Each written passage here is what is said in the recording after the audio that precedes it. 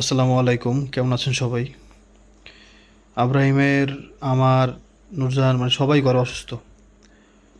আব্রাহিমের আমার হচ্ছে ঠান্ডা, মানে প্রচণ্ড পরিমাণ ঠান্ডা লাগছে, মানে আমি নিঃশ্বাস নিতে পারতেছি না ঠিক মতো, এই অবস্থা। আব্রাহিমের একই অবস্থা। আব্রাহিমের জ্বর ছিল, এখন হালকা মনে হয় কমছে, কিন্তু মানে কোনো দেখতেছি জ্বর করছে। আর নুরজাহান হচ্ছে ওই যে আমরা মাছ ধরলাম না, ওই থেকেই হচ্ছে এই সমস্যাটা মনে হয় শুরু হয়েছে, আল্লাহ পাকি ভালো জানে। তো নুরজাহানের জ্বর প্রচণ্ড, দুপুরবেলা যখন রান্না করতেছিলাম তখন নুরজান বলছিল যে নুরজানের শরীর অনেক খারাপ। তো আমার তখন তেমন কিছু হয় নাই, কিন্তু এই প্রায় ঘন্টাখানেক পরে, হ্যাঁ, আমারও মানে প্রচণ্ড পরিমাণ মাথা ব্যথা শুরু হয়ে গেছে এখন। বাবা, তোমার ঠান্ডা কমছে আব্বু? কমছে? আলহামদুলিল্লাহ। না, জ্বরও কমছে, জ্বর নাই। মানে এটা আসলে নুরজান একটা জ্বরের ট্যাবলেট খাইছেও, গতকাল রাতেই জ্বর ছিল না নুরজান তোমার? এখন নুরজানের জ্বর অনেক বেশি।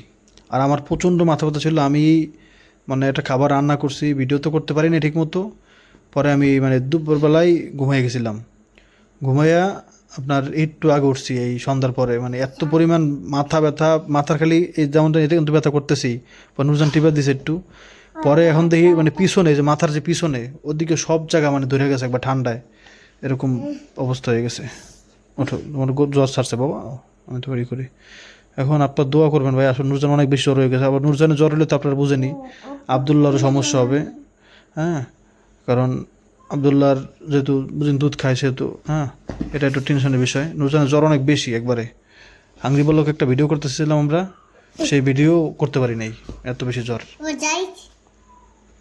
যে কি করবা, বাইরে সাথে খেলবা? আচ্ছা খেলো, যাও, বিসমিল্লাহ বলে যাও বা।